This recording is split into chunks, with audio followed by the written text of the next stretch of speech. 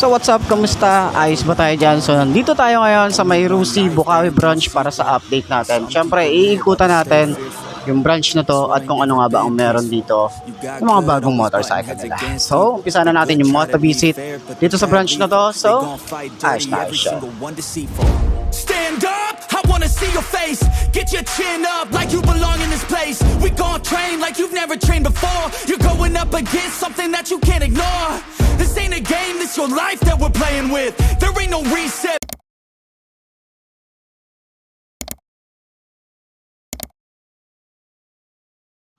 So, ayun na nga, naabutan na tayo rito ng ulan.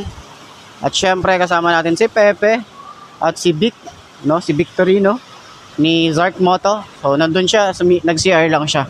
Pero, yun na nga, papakita ko sa inyo yung Flame 150 carb nila rito. May available sila rito na isang unit yata to, no?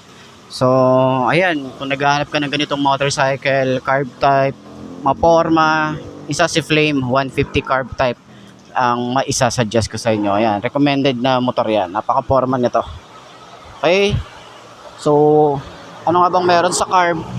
Madali siyang i-maintenance. Tapos, kung mag-upgrade ka, tapos mag-set up ka, madali lang din siya. 150 na sparkle. Yan, na water-cooled. Available din sila rito ng kulay gray, matte finish. Ito yung unang-unang water-cooled ni Rusi.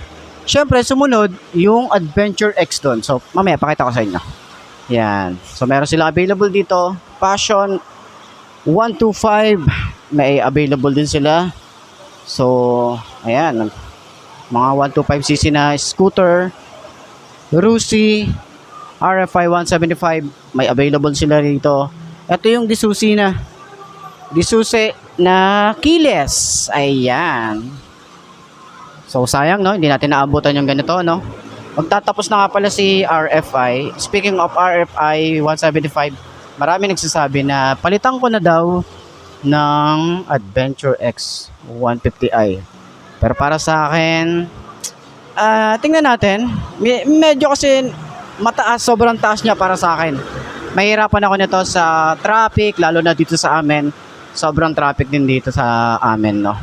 So, kung nagtatanong dyan, sino nga ba ang mas pogi? Pareha silang pogi. Pareha silang naka-projected valve, no? Apat din yan. Ito kasi si ADB X150i, dalawang projected valve na malaki. Si RFI naman is apat na maliliit. Ayan. Sa forma, pareha silang maporma. May kanya-kanya silang category. Ito kasi ADB.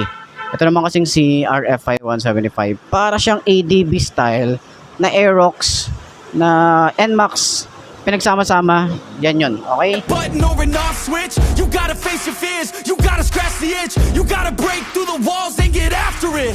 Only time will tell who's gonna make it. I promise you I'ma be the one who's gonna take it. I fight, I provide, leaving blood on the pavement. If you're up against me, then you better be praying. Cause I'll keep punching till my knuckles start breaking.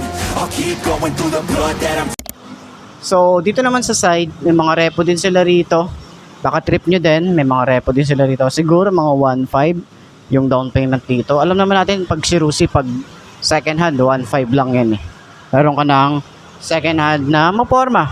Tsaka, check nyo mabuti. No? Kung kukuha kayo ng repo, check nyo maigi yung makina, check nyo maigi yung mga parts, ilaw, switches, yung status nung motor. Okay? So, may Rusco din sila rito na Ape City. Ayan. Baka trip nyo din ng ganitong motorcycle. Meron din sila rito mga pangpasada, 125, 150, 175 na macho. And dito naman sa side, meron sila ritong Kraken 110 na kulay white. So, last time nakapag-vlog tayo ng kulay. Anong kulay yon? Parang blue na cyan color. Mga ganon, mga... Di ko alam kung anong kulay yan. Papakita ko na lang sa screen, okay? So, Kraken 125. Meron silang kulay red. Nakapag-vlog na rin tayo na to. Kung gusto nyo makita yung ating walk around review para dito, puntahan nyo na lang. Or check nyo na lang yung ating video channel, okay? So, Sparkle 150i. Yun, meron din silang available din dito na kulay matte gray. 125i. Glossy black. Flex, meron tayo rito. And dito naman is kulay red na 150i. Okay? So, Macho 125, 150, 175 meron din. Ayan, napakarami pala na ditong mga sparkle na water-cooled 150i. Available sila rito. And dito naman sa harap, mga baka gusto niyo magpa-service, sa service din sila rito. Kraken 110, meron din sila rito. Ito yung last time na na-vlog natin. Ayan. Puro mga bagong unit na 150i ang available nila. Sobrang dami. Talagang masasabi natin si Rusi talaga. Pag naglabas ng isang motor, sunod-sunod. No? Ganun siya maglabas. So, ayan. Shoutout kay Zark Moto. Ayan. So, ang nagsasabi nga pala, last time nga pala, may vlog ako na sinabi na combi brake, na mali kasi ako dun sa sinabi ko last time. So, syempre, de-depends ko lang yung sarili ko. Syempre, pagod ganun talaga. So, yung kanyang combi brake is nasa likod lang. So, kapag press natin yung lever sa left side, sasabay yung harap. Okay? Kasi meron tayong tinatawag na dual channel na CBS. Pag kahit anong lever ang pindutin natin or ipigain natin, pareha silang magbe-brake. So, may ganun kasi. Pero ito, si ADB X150, isang CBS lang siya. So, single channel CBS. Yan. So, yun lang naman. Yun lang naman yung ating, vlog natin, no? So, shoutout dito sa may Bukawi branch. Papakita ko na lang din yung kanilang contact number para dun sa lahat ng mga dadalaw dito. Ayan o, kakatila lang ng ulan. Ganyan. So, shoutout nga pala kay Zark Moto. Ayan. Abangan nyo yung review niya para dito sa XADB. Alright. Yeah.